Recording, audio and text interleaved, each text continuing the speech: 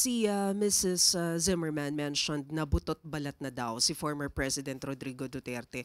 Do you think this is a cause of concern considering that the investigation about the alleged human rights violations still ongoing? You don't see this as a cause of concern? Ang kailangan na lang po siguro niya ay exercise.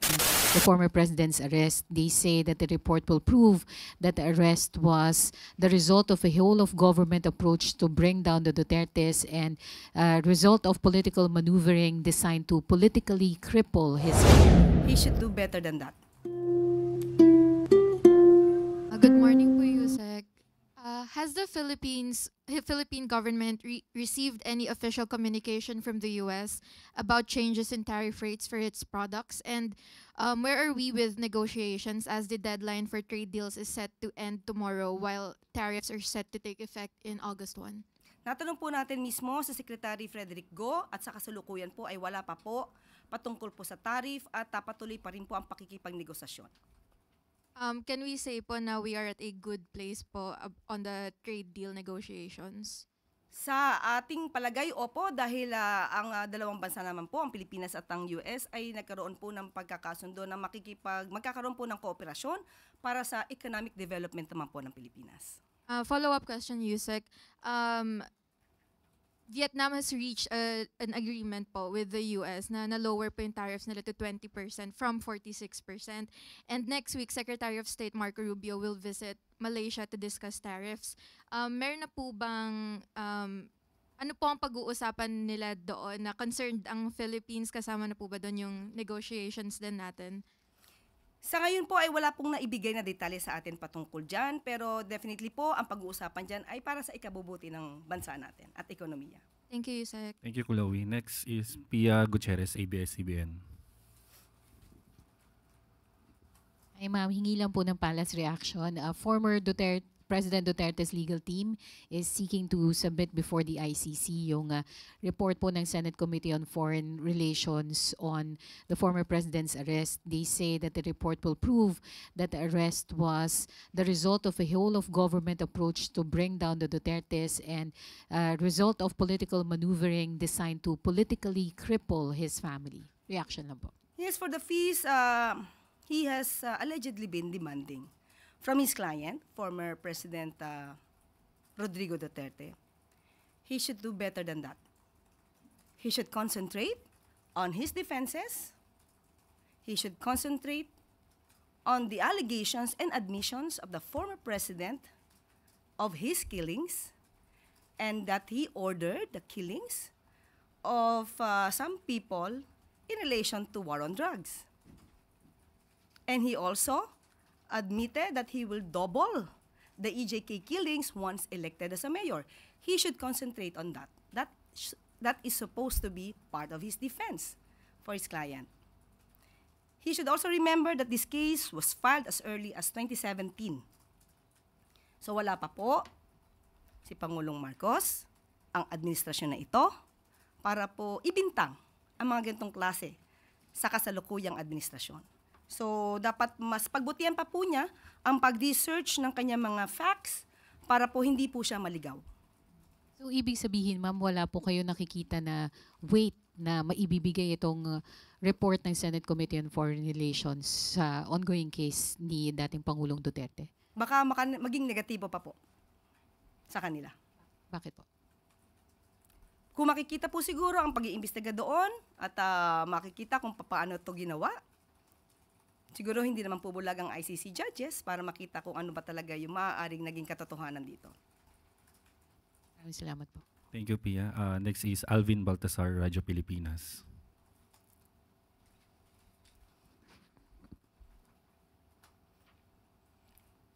Yusek, good morning po.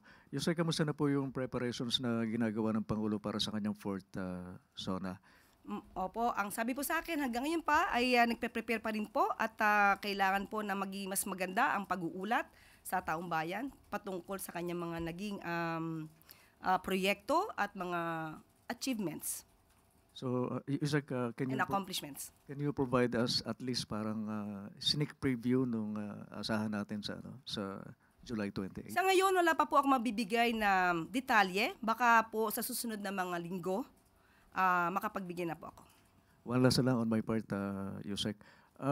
Reaction po ng Palace doon sa designated survivor proposed bill ni Senator Lacson? Siguro buuin po muna nila para po magkaroon ng tamang reaksyon ang Pangulo at ang administrasyon dahil kung wala pa pong nakalagay kung anumang provisions, mahirap pong sumang-ayon at humindi. Salamat po, Yusek. Thank you, Alvin. Ann Soberano, Bombo Radio.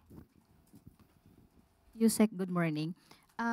Tanong ko lang po kung may napipisil na po ba o napupusuan si Pangulong Ferdinand Marcos Jr.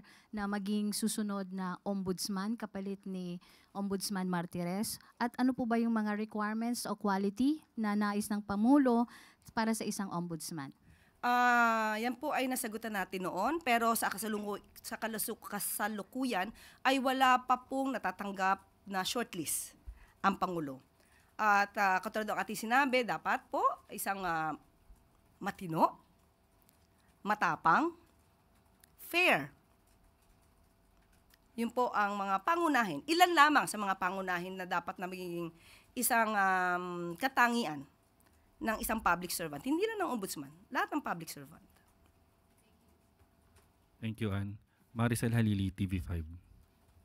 Magandang umaga po, Yusek. Ma'am, si Mrs. Zimmerman mentioned na butot balat na daw si former President Rodrigo Duterte. Do you think this is a cause of concern considering that the investigation about the alleged human rights violations still ongoing? Sa napanood po natin na pagsasalita ni Ma'am Elizabeth Zimmerman, sinabi niya na pumayat, yes, pero mukhang healthy, ayon sa kanya. At he's okay. Ang sabi pa nga daw ng dating Pangulo ay, you go home. I'm fine. I'm okay. So, at hindi na daw siya nag-take ng medicine. No? Parang maintenance. So, it's good for him, according to Ma'am Elizabeth Zimmerman. At yun din naman ang ibinalita ni VP Sara ng Vice Presidente. Kanina yatang umaga. So, saka mas maganda po talaga na natitignan naman po ang kanyang kalusugan doon mismo sa The Hague. So, hindi naman po pababayaan ang Pangulo, ang dating Pangulo doon. So you don't see this as a cause of concern given the situation? Sa ngayon po, dahil mismo ang pamilya niya nagsabi na okay po ang Pangulo, ang kailangan na lang po siguro niya ay exercise. Thank you, ma'am. Thank you, Maricel. Next is Tristan Nodalo, News Watch Plus. Hi, Yusek. Good morning po. Yusek, si Senator Mark Villar naglabas ng statement over the weekend in reaction to doon sa naging pahapyaw na resulta ng Lua probe. No? Ang sabi niya po ay he has no direct or indirect control or interest in Prime Water and took no part in its deals while at DPWH. So given this, could you explain po nung Friday, nung sinabi niyo po about posibleng tumaas yung mga naging deal ng Prime Water nung time ng 2019 at nung DPWH Secretary si Mark Villar. So, paano po ito, anong reaction ng Palace doon sa statement ni Senator Villar? Ang pagkakadescribe lang naman natin ay mas dumami noong 2019 at nung ito ay na-attach nga sa DPWH, yung LUA. Okay? Ang LUA kasi ay attached agency dati ng DPWH at hindi tayo nagbibigay ng insinuation na dahil kay Secretary at the time, Mark Villar. Pero nagkataon kasi siya yung namumuno sa DPWH. At sa aking pagkakabasa, wala siyang naging partisipasyon patungkol dito sa mga transaksyon. Mas maganda nga po sana kung siya nagkaroon ng mas malalimang pagpaparticipate. Dahil baka mas naiwasan pa yung problema ng Prime Water. Yun lang. On another topic lang po, si Senator Mig Zubiri, sabi niya po, tinawag niya yung impeachment efforts na witch hunt.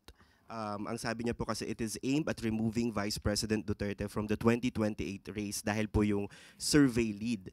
Ang sabi pa nga po niya ay they want to remove her from public service para yung iba makaupo, mawawala ng kandidato na kalaban pagdating sa halalan ng 2028. At natanong rin po ito kay Vice President Duterte sa The Hague. Ito lang po kasi nandun po siya at nag-agree nga po siya na ito ay isang witch hunt. Ano po ang reaksyon ng Palace? Unang-una wala po tayong kinalaman sa anumang mangyayari sa impeachment trial. Pero bilang isang Senator Judge, mas maganda po, tama po yung dating sinabi ni Senator Cheese Escudero na umiwas sa ganitong mga klaseng mga pananaw. Dahil minsan nakikita kung saan sila kumikiling. Unang-una, witch hunt ang sinasabi nila tungkol sa impeachment trial, ni hindi pa nga po nakakapag-start ng trial. So parang isang judge na nagsabing hindi na siya guilty habang hindi pa dinidinig ang anumang ebidensya. So kung may mga ganun po ba, dapat po bang mag-inhibit na yung mga senator judges na may kinikilingan? Hindi dapat mag-inhibit. Pakita na lang nila sa tao kung paano sila kumilos at gumalaw para sa taong bayan. Thank you, Tristan. Next is Kenneth Pasyente, PTV4. Hi ma'am, good morning. Ma'am, balikan ko lang po yung naging ulat nyo sa labor force survey. Kunan ko lang po yung kung ano po yung reaksyon ng palasyo sa development na ito at ano po sa tingin nyo yung mga naging hakbang ng pamahalaan para maabot po yung ganong resulta. Yes, syempre po, masaya po at malugod na tinatanggap po ng Pangulo ang pag-uulat na yan dahil nakikita po natin ang pagporsigi ng administrasyon para mabigyan ng magandang trabaho ang mga kababayan natin. Sa ating mga pag-uulat ng mga nakaraang araw, marami po talaga tayo na ibigay na job fairs, na conduct ng job fairs para ito talaga sa ating mga kababayan. At pagpupursigihan pa, hindi ito natatapos dito. Kumbaga, hindi ito para magpunyagi. Kailangan mas maganda pa ang ipakita ng administrasyon para makapagbigay pa ng mas maraming trabaho sa ating mga kababayan. Thank you. Next is Eileen Taliping, Abante. Good morning, ma'am. Ma'am, doon sa sinabi ni Senator Subiri na ang Pilipinas ay valedictorian na sa online gambling. Ano po ang reaksyon ng palasyo dito at ano ang magagawa ng ehekutibo habang nag-aantay tayo ng batas para mapatigil ang mga ito? Katulad po na sinabi natin kahapon na meron nga pong proposal ang DOF patungkol po sa pagpatataas ng tax at yan po ay aaralin at sabi nga po natin din kahapon, ang Pangulo po ay nakikisimpatya sa mga pamilya na nabibiktima ng ganitong klaseng gambling dahil po yung ibang kanilang mga kasama sa bahay ay nagiging gumon sa pagsusugal. So yan po ay tinitingnan din po ng Pangulo para po mas maganda po ang maging polisiya pagdating po sa online gambling.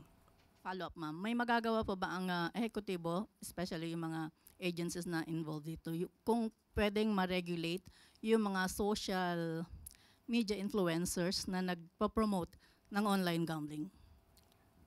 Pag-aaralan po yan dahil baka sabihin naman nila, nako, ang freedom of expression na naman ang, ang sinasawata natin dyan. So pag-aaralan po lahat yan at mabigyan ng tamang direksyon at judgment on that matter. Thank you, ma'am. Thank you po. Yusek Claire.